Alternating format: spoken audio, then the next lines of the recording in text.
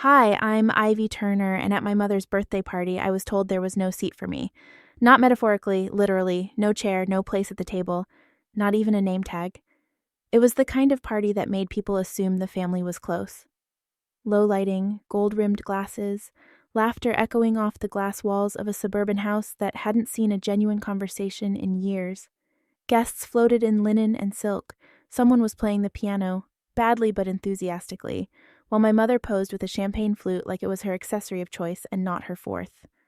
I stood at the threshold between the kitchen and the living room, holding a bouquet of tulips I knew she wouldn't like. She hated tulips, said they wilt too quickly, like people who peak in high school.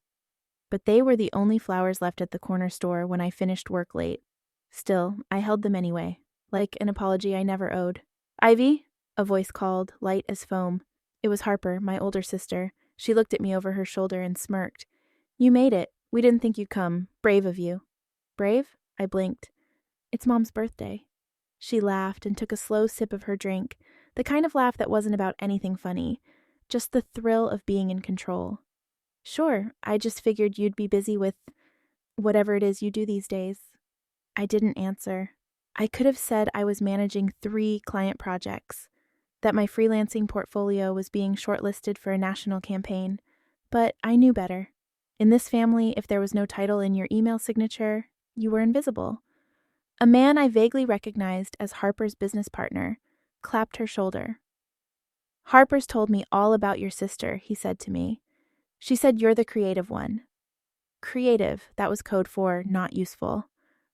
Before I could respond, Mom floated over wearing a dress I'd seen her fold into tissue paper for special occasions. She looked at the tulips in my hands like I'd brought her a wet towel. "Oh, you came," she said. Not even a smile, just a statement. I smiled anyway. "Happy birthday, Mom." She didn't take the flowers. Instead, she turned to Harper. "Where should Ivy sit?" Harper scanned the room like it was a seating chart she had memorized. "There's a stool in the corner by the dog bed." I laughed, thinking she was joking, but she wasn't. Mom followed her gaze. "Oh, that's perfect. You can sit there, honey. Buster won't mind." Buster, the dog, got a name tag. I didn't. I felt every head that wasn't looking at me, because in this family, ignoring someone was more polite than insulting them, and somehow that made it worse. I walked slowly to the corner. The stool was low and wooden, the kind that tilted when you shifted wrong. The dog lifted his head, then yawned and put it back down. At least he didn't seem to judge me. "I think the caterer's here," someone called out. Harper's voice rose above the chatter. "Wait until you try the risotto. Saffron imported straight from Sicily. I mean, only the best for Mom, right?" I remembered when I offered to make her birthday dinner 2 years ago. I had just finished culinary school and was proud of what I could do. Mom had smiled politely and said, "Let's not experiment with important meals, sweetheart." Important meals. I stared down at the tulip still clutched in my lap. A petal had already bruised. Later, when the toasts began, I stood up quietly to use the bathroom. I didn't want to sit through another monologue about Harper's third startup, or how resilient she was after her messy divorce, messy because she burned through 3 employees and a small investor before walking away with the brand name. No one mentioned that part. When I came back, my stool was gone. Someone had moved it to make space for a group photo. No one noticed me standing. I didn't ask for it back. I walked to the kitchen, opened the fridge, closed it again. That's when Harper walked in behind me. "Still doing the freelance thing?" she asked, pulling out a bottle of wine that probably cost more than my rent. I nodded. She tilted her head. "You should consider working for someone like me. Stable paycheck, real company, benefits, a brand people actually know." I blinked. "I thought you laid off half your team last quarter." She smiled sweetly. "Business decisions aren't personal. You'll learn that when you grow up." I stared at her, not because I didn't have a comeback, but because I didn't need one. Because I already knew something she didn't, and I was done explaining myself. That night, when they raised their glasses and clinked crystal, I didn't join in. I was already outside, starting my car, the tulips in the passenger seat. They bloomed quietly on the way home, and as I watched the reflection of the house in my rearview mirror, gold and loud and full of people who never saw me, I felt it. This was the last birthday I'd attend uninvited, the last one where I'd let them forget me. Ever been at a table that made you feel invisible? You don't have to shout. Just remember everything. Some betrayals don't happen in a moment. They're built, one small compromise at a time. A favor, a signature, a silence. It started with a phone call on a Tuesday. I was in the middle of my part-time shift at the print shop, the kind of place that smelled like burnt toner and desperation. My phone buzzed in my apron pocket. Harper, she never called unless she needed something. Ivy, hey, she said, voice light, casual. You're still at that creative place, right? Copy something? I paused. Copy stop? Yeah. Perfect, she chirped. I need to scan a few documents and submit some paperwork, but the business portal's weird. They won't let me sign digitally without two named managers. She rushed through the next part like it was a joke. So, I listed you just temporarily, nothing serious. My hand gripped the phone tighter. Wait, you used my name? It's just a formality, she said quickly. You're my sister. It's not like I'm putting you on payroll or anything. I just needed a co-signature to complete the application. I should have said no. I knew that, but there was something in her tone, something rehearsed. She made it sound like a compliment, like I should feel lucky to be included. You trust me, right? She added with a soft lilt that made me feel 10 years old again. I just need your signature on one page. That's it. I'll send it over. She did. 3 hours later, she was already following up. Need that doc, like yesterday. I signed it, not because I wanted to. Because that's what you do in my family. You make yourself small so someone else can shine. That was the first time. It wasn't the last. Months passed. Harper's little idea became a real company. She called it Bloom IQ, a tech startup for women by women thing, though I never saw another woman involved. She gave a TEDx talk, got interviewed by a lifestyle site. Every post read the same. She built this herself, from scratch, against all odds. Except she hadn't. She built it on borrowed names, borrowed ideas, and one borrowed sister who still worked nights at CopyStop. One night, I got a call from a number I didn't recognize. Hi, this is Taylor from Meridian Lending, the voice said. We're processing the final documents for the capital expansion. You've been listed as the financial co-signer for Bloom IQ's initial funding file. Just wanted to confirm your mailing address. I froze. What file? I asked. A pause. You're listed as the secondary applicant, he said. It was submitted last October. Harper Turner was the primary. Are you not aware? No, I wasn't.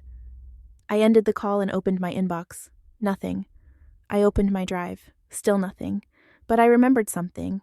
Back then, Harper had asked me to proofread a form in person, said it had formatting issues. I didn't think twice. She had pointed to where I should sign, made a joke about being CEO and chief emotional offender or whatever, and handed me a pen. And I had signed. Again, I didn't tell anyone. Not then. Because who would believe me? Harper was a rising star. I was a blur in the background. So I did what most people do when they're betrayed by someone they've loved their entire life. I minimized it. I rationalized it. I let it sit like a bad taste in the back of my throat. Then came the audit. It wasn't public yet, but I heard about it through an old college friend who now worked at a legal firm that handled corporate compliance. Isn't your sister Harper Turner? She asked over coffee. I saw your name listed in a weird financial doc. Thought it was a mistake. It wasn't, and that was the day I stopped minimizing it. I started collecting things.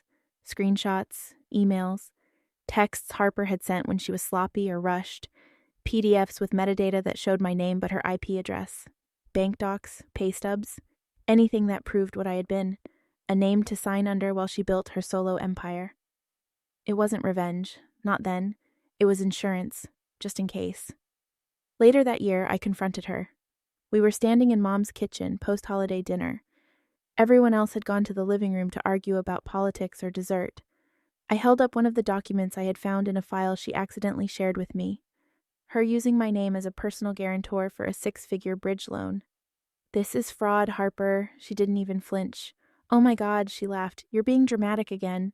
I didn't agree to any of this. She rolled her eyes. You signed it. I didn't know what I was signing.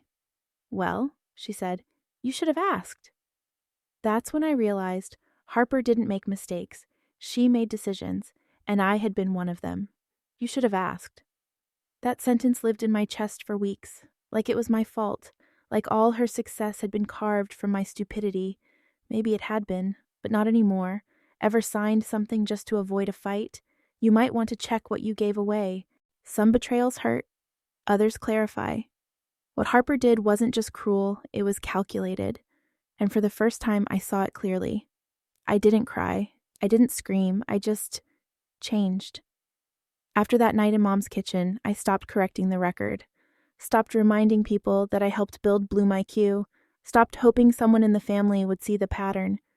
Instead, I started learning. Late nights became research. I watched webinars on digital contracts, listened to podcasts about whistleblower laws, downloaded PDFs on intellectual property theft. I knew the paper trail wouldn't protect me unless I understood how to wield it. Meanwhile, Harper thrived. She was featured in a 40 under 40 inches list, smiling on the cover like a war hero. The article called her a self-made disruptor reshaping female entrepreneurship. Self-made. I laughed out loud when I read that line in a waiting room. "You okay?" the receptionist asked. "Yeah," I said, tucking the magazine away. "I'm just allergic to fiction." I kept collecting. The original proposal I'd written, the one she had presented as hers during her first investor pitch, was still sitting in my Google Drive, time-stamped, authored by me. My words, my layout, my graphics, the same deck she'd once called a solid start, before stripping my name off and calling it her own. Then came the pivot. Harper announced a rebrand. Same company, but now with a wellness tech angle. Something about wearable empowerment or emotional metrics. I stopped trying to keep up, but I noticed something. She launched it fast. Too fast, no filings, no new investors. Just a splashy video, a couple of influencers, and suddenly a pre-order form asking for credit card info. And that's when I got nervous. Because Harper had one rule. If you can't build trust, manufacture it. I got a call from an old friend, Tara, who used to intern with Harper. "Ivy," she said, breathless, "are you still legally tied to Bloom IQ?" I stood still. "Why?" "Because they just used your old email to send a client invoice. It's got your name at the bottom." That was it. That was the moment I decided to disappear. Not from the world, from her orbit. I didn't confront Harper. I quit the unpaid back-end work she assumed I'd always do, managing her files, proofreading her decks, updating her CRM at 1 a.m. like some invisible VA she never thanked. I started ghosting her messages, slowly but intentionally. When she texted, "Need a quick graphic for Thursday, just like last time?" I left it on read. When she emailed, "You remember the pitch layout, right? Just copy-paste what you did in 2021. I archived it. No anger, no explanation, just silence. And that silence, it screamed. Mom called one afternoon, annoyed. "Harper says you've been avoiding her." I didn't answer right away. "Ivy?" "I'm just busy," I said. "You know, working." She scoffed gently. "Working on what, honey? Don't be prideful." That stung more than I expected, not because she said it, but because I realized she still believed Harper's success was a family asset, and my boundaries were somehow betrayal. "Is there anything else, Mom?" I asked. She sighed. "Just don't burn bridges. Family's family." I wanted to ask, is it still family if you're the only one who's ever been disposable? But I didn't. I just said, "Got it," and hung up. Weeks passed. Then one night something happened. I got an email from an anonymous sender. Subject, whistleblower protections. You're not alone. Attached was a folder. Dozens of screenshots from a Slack channel Harper used with her inner circle. One message stood out. "If Ivy ever talks, we bury her in NDA hell. She won't fight. She never does." I stared at the screen for what felt like an hour. She was right. I never did, but I was about to. That was the moment I decided, no more silence, no more stool in the corner, no more invisibility. I started forming an exit plan, not from Harper's company, from Harper's story. If she built an empire on my back, I'd build something better. Not to win, just to walk away without taking her damage with me. I filed a formal separation of financial liability. I documented every contribution. I saved every signature. Then I bought a domain name. ivymadethis.com. I didn't launch it. Not yet. But I owned it. And this time, that mattered. Ever realized someone built their success on your silence? Sometimes walking away isn't weakness. It's the first move in a better plan. They say revenge is a dish best served cold. But some things are better served quiet, like a gift you didn't ask for, wrapped in ribbon, and left on a table everyone will eventually look at. The invitation came 2 weeks later. Mom's birthday. Again, same house, same catering company, same illusion of warmth, same seating chart that didn't include me, I was sure. Harper sent a group text. Everyone's welcome, formal-ish, bring something thoughtful. I stared at the message for a long time. Thoughtful, she said. I thought about the proposal she stole, the contracts she faked, the invoice sent under my name last month. I thought about how the last time I brought something, it was tulips, and I left with nothing but a bruised petal and a bruised ego. But this year, I brought something else. I designed it myself. A custom wooden frame, oak finish, matte texture. Inside, a photo of Mom and Harper from their Women Who Build gala. But behind the glass, hidden in plain sight, was a printed QR code. Small, subtle, centered just under their smiles, scannable, undeniable. The code led to a Google Drive. Inside the drive, a time-stamped copy of the original Bloom IQ proposal, created by me, screenshots of Slack messages where Harper mocked my involvement bank records showing misused accounts, and a notarized affidavit I had filed the previous week, officially disassociating myself from her company. No commentary, no captions, just facts. I wrapped the frame in neutral-toned paper, wrote a note in my neatest cursive. For the legacy you're building. And then I brought it to the party. The house was as I remembered it, lavish but hollow, guests clustered around the wine bar, laughter floated like perfume. Mom was glowing in that carefully curated way, and Harper was already mid-sentence when I walked in. She's not late, Harper joked, spotting me. She's just dramatically punctual. A few chuckles. I smiled, polite, controlled, then walked straight up, handed the gift to Mom, and said, "Happy birthday. Don't open it now." Mom blinked. "Why not?" I leaned in slightly. "Because you'll want to sit down first." Harper laughed. "Always the mystery." I turned and walked to the back patio. I didn't stay long. I mingled just enough, answered questions vaguely, made sure my presence was noticed but not felt. Then I left, quietly, before dessert, because some messages don't need to be delivered in person. They just need to be opened. That night I turned off my phone, but not before forwarding the same Google Drive to someone else, Lena, a freelance tech journalist I had followed for years, known for exposing toxic startup culture, ethical, sharp, unbought. I didn't include a story, just a headline, "The sister who built it first," and I let the documents speak. The next morning, my phone lit up with missed calls. 3 from Mom, 2 from Harper, 1 from a number I didn't recognize, probably legal. I ignored them all. Instead, I opened my laptop, logged into the domain I quietly bought months ago, and clicked publish.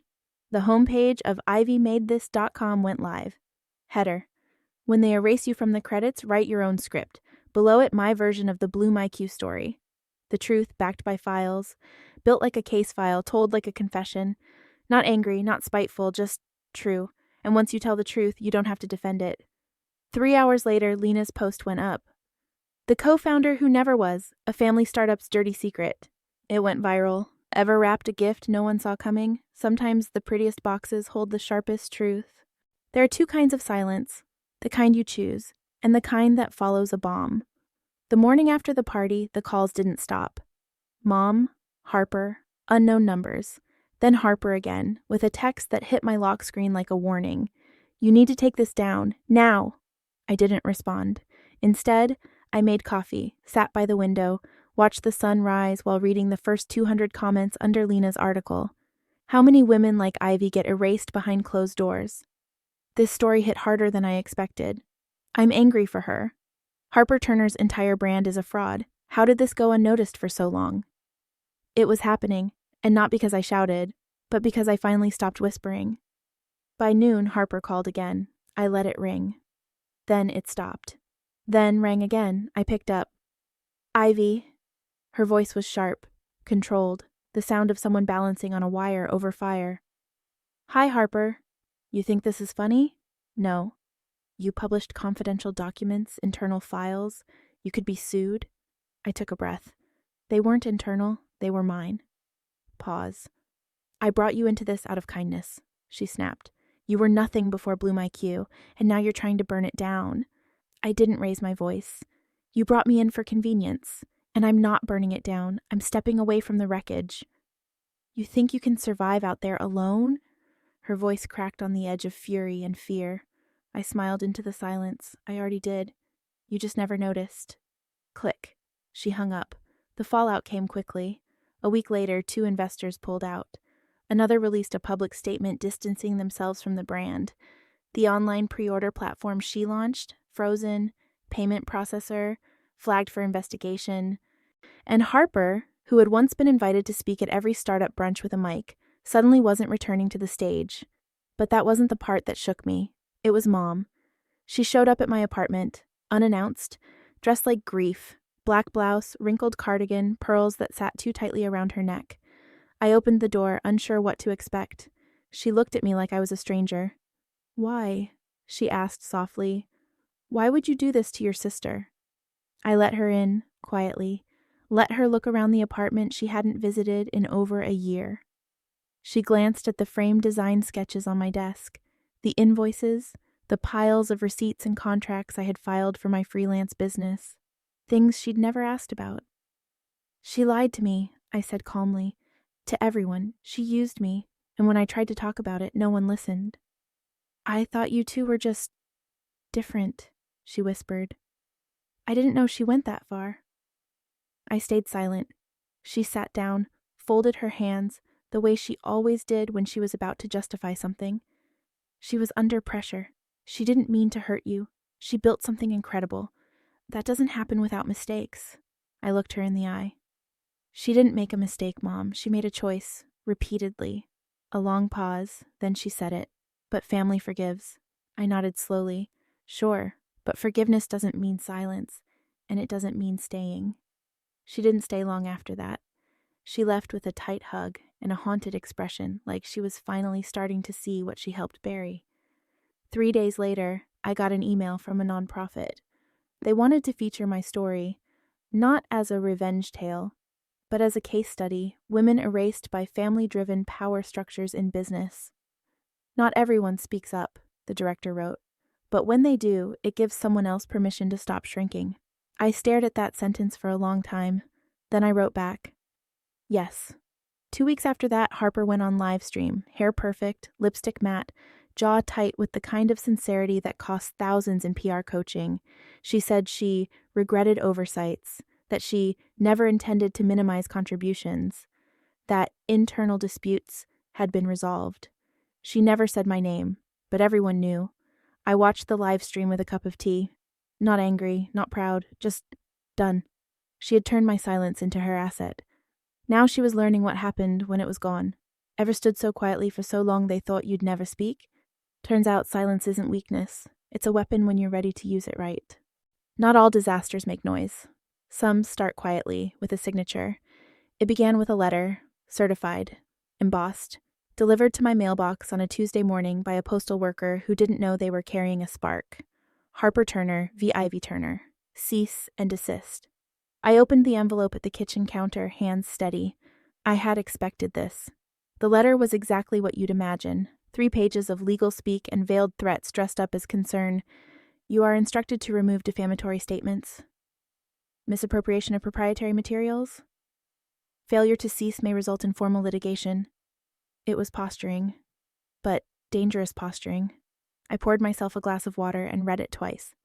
Then I opened a folder I had labeled months ago. Break glass if sued. Inside, my notarized timeline. Originals of every document Harper had reused under my name, emails with timestamped screen recordings of Dropbox activity logs showing her IP editing my work. I took a photo of the cease and desist. Sent it to my attorney, Olivia Grant. 2 hours later, she replied with one sentence. "I hope she likes courtrooms." That weekend, I got a text from Tara, the former intern who'd tipped me off months ago. "You watching the feed?"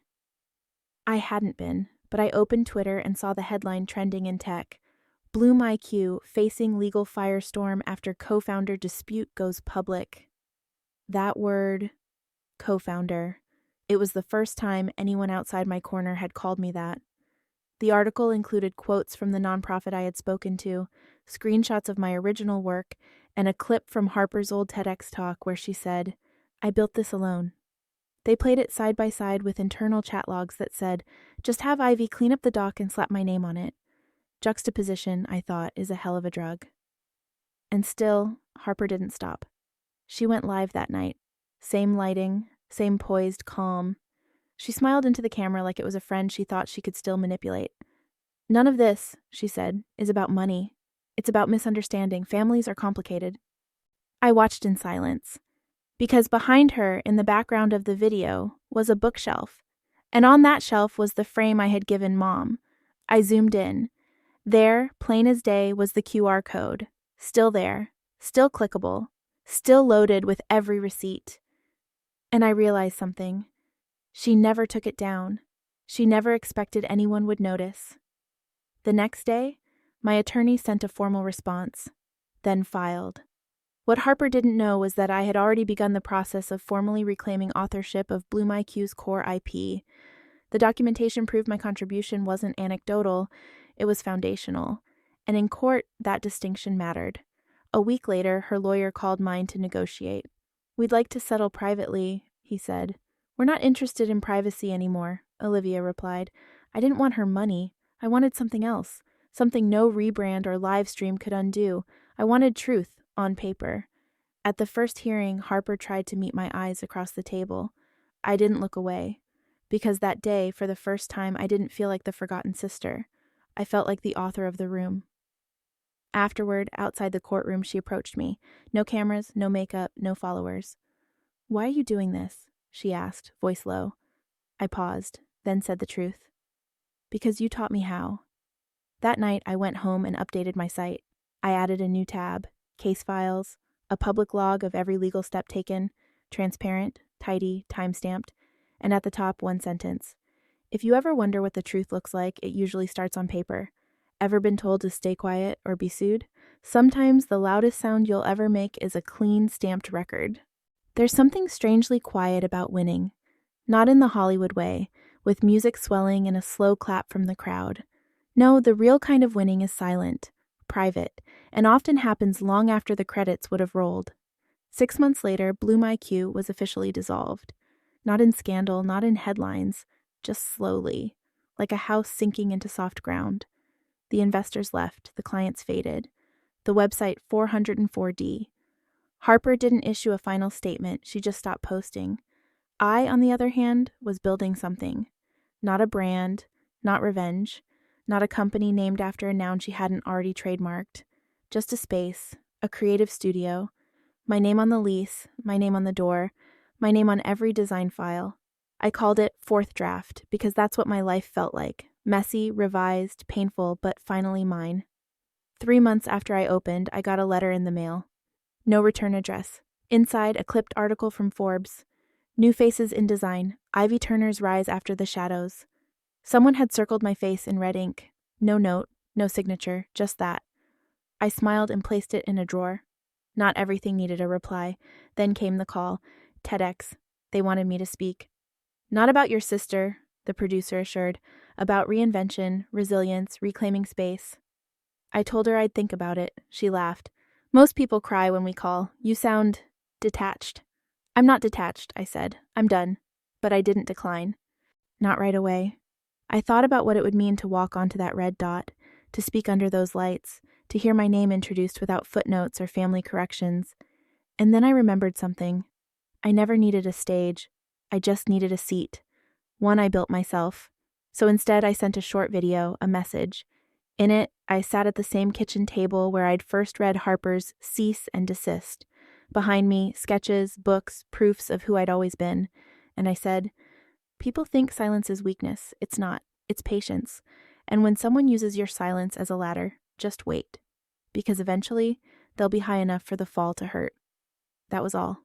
The clip went viral. Not because I cried, but because I didn't. Months later, I heard Harper move to a smaller city. She was teaching branding workshops, quietly. Her face looked different. Older. Not in a cruel way, just unmasked. She still never said my name, but sometimes the absence is loud enough. The last time I saw Mom, she brought cookies and silence. She sat in my studio lobby scanning the walls lined with clients' logos I had helped launch. Finally, she said, "You did all this." I nodded. "Yeah." She looked down. "I thought I raised strong daughters." I met her eyes. "You did. You just didn't know both of them were strong." I don't hate Harper. Not anymore.